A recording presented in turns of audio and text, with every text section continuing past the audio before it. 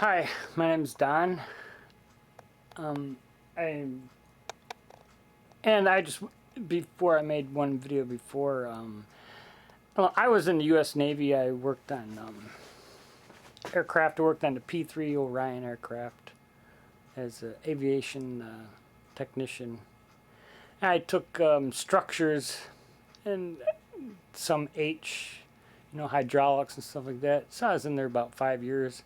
But just, some of my background. But then also I got out of the Navy. Then I went to Nicolay Area College, learned for 2 years. I learned to be an automotive technician, but I'm not currently, working as an automotive technician. But I consider myself, I went through the school, so.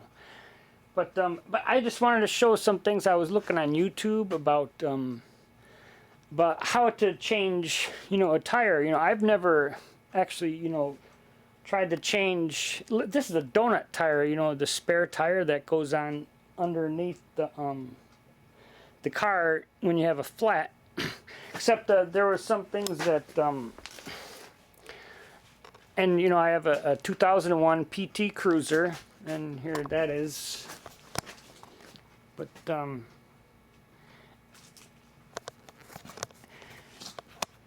and I was looking on YouTube on how to change a tire because I took it over to the auto shop. I mean, I would normally just go to the auto shop, say, hey, fix my tire. They got all the, equipment there, and I've seen people try to take.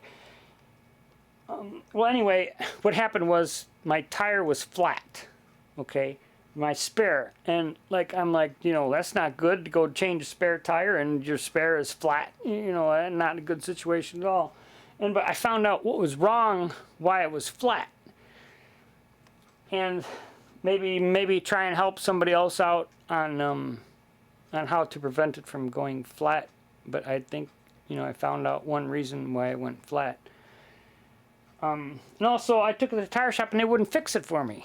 And I'm like, what? You won't fix my tire? What am I supposed to fix? How am I supposed to fix it? You won't fix my spare tire for me. And I don't know why, but anyway. But I guess they don't want to be held responsible for it for some reason, some legal issue. But anyway, so I'm like, wow, how do I've never done it before. I just go to tire, take it off in a tire shop, or do it myself, I mean, I've never done it on my own before. Like, I've seen people try to run over them with cars, run over the wheel with the. But I was looking for some good videos on how to do that on YouTube, and I couldn't really find one. But I seen this one ingenious guy. He takes a jack. I seen the one here. It took the jack and then jacked the car up, and then it pushed down on the bead, and it broke the bead. But the trouble is, breaking the bead. But. And I was thinking, how could I do that? So I figured out this one way to do it. This is my way, to do it. Which I only tried it on that. This is the first time I've done it, But it's cool. Wait, and I'll try to tell you how to avoid and also the reason I found out there was all kinds of corrosion all over.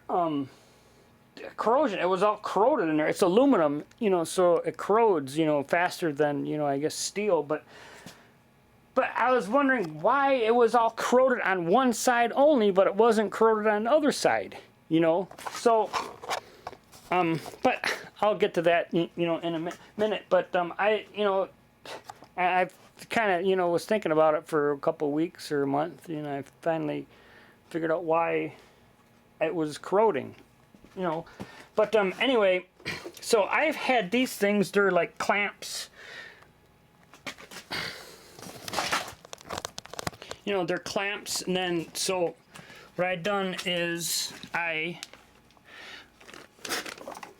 this is how I done it, and this is how you can break the bead. This squishes in, you squish in here. This tire is good, so I'm not going to do that. But you squish here, and you squish on this thing, you turn it by hand. This I got over Home Depot. You can buy these things. But, you got to have a way to fix the tires yourself. It saves you money, too. But I could not believe they wouldn't fix the tire for me, I mean, that was my first choice. But I'm like, you won't fix my spare tires. So And then so what I done is I figured out a way to do it. I had these, you know, before laying around. And so what you do is you take the other side, you put it on the rim side, and then you put that one on the rim, you know, braced against the rim. Then you just squish and squish and squish until the bead breaks.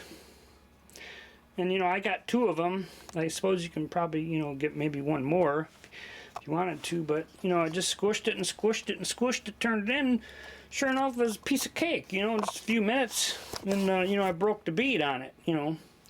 But as far as getting the rim off, I don't know, the tire off the rim, I seen this other video on YouTube. I haven't tried it yet, but it seems to, you know, it's got a pretty good way. You know, you got to pry it off, I guess, with a screwdriver. But I guess it does come off, but I've never tried it. I mean, it's hard enough in a tire shop doing it, you know, yet alone, you know, doing it with the crowbar and stuff like that. But I did it within like 5 minutes or 10 minutes or whatever. Got all the tires out. But anyway, this is how I noticed it was. Now I'll tell you about the corrosion here, but there was, I noticed that the top, I think, was the other side. This is the bottom side. But anyway, this is the bottom side, and so it was corroded on this side. And on this side only, it was all corroded. You know, it was corroded all along, you know, all along the bead here, you know, like this, corroded all, you know, the steel, it's still corroded here. If you see it, you just get that off. Because that's what corrosion is in aluminum. It turns, it's white. I took corrosion control also in the Navy, but it's white. That's the rust of aluminum. It corrodes. It turns to white powdery, you know, stuff. But I figured out why it was doing that. It's because I was thinking, why would it only corrode on one side? Well, my theory behind this, which I'm probably right, doesn't matter, but is when you in the rain, you know, you're driving your car in the rain, and all the mist and stuff from the road, you know, comes up, and this is what I believe, you know, why it corroded on one side only, not the other. Is the water from the road spraying all over, and it gets on this top part right here, and the water sits there, and it's underneath here, you know, and you know, getting all, you know, and then it never dry. You know, it'll dry a long time, but the water so it sits around here, and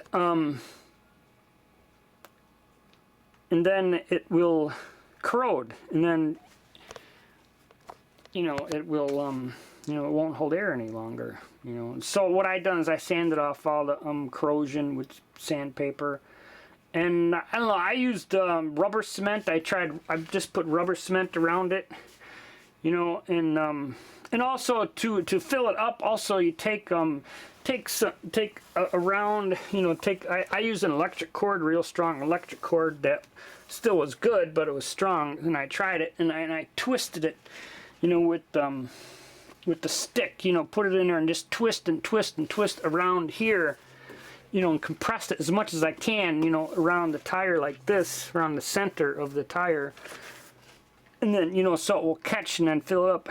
But I was using this little thing from Walmart I bought, but it works pretty good, you know. I mean, I've had it for a while. You know, you turn it on, it's got a little flashlight. I mean, and this, I think, is the most necessary thing, is having a battery operated air compressor, and then you can fill it, you know, just like that, and it's got a gauge on it, you know. You know, so if this is a little low, you know, when you're going out driving, you know, you can fill up your tires, you know, without too much trouble. And there's a little connector thing, you know, there. So that's really nice, you know, to have. And so anyway, and then that's how you fill it up. Again, this also takes 60 psi, 60 pounds per square inch. twice the normal tire, you know, because I guess it's small. And then so what my idea was, I would put tar paper. I use tar paper, and I put this under the basket, you know, and I put it, you know, so the tire fits in here. You can see where it was before, and then it just fits in the bottom here. And then also, I thought of, like, you know, maybe I should put one on top also. You know, this is tar paper. You know, maybe you could use plastic. It might be easier to work with. But you know, to keep the water off of the tire, so that when you have a flat and you want to use it, you know, it's not a flat.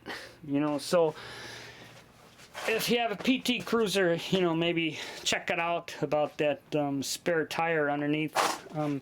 You take the little wrench. I've never even used it before, but you take this little square wrench, and it's right here, this little thing, and you come down here, you turn a screw, you turn it out, you turn this up. Here's the bolt right here. You just, you know, screw it. They give you a little wrench. Here, this thing. You know, this is the same size as your tire. This here, and you just screw this down here, and it's right there. You know, and there's a little scissor jack there, and then you turn this. See the bolt thing there? You just turn this, you know. But I put some grease on the threads there, you know, down on the bottom, just to make sure that they're not rusty. Wouldn't mind, but they were never rusty because it's encased in there, so they won't rust. But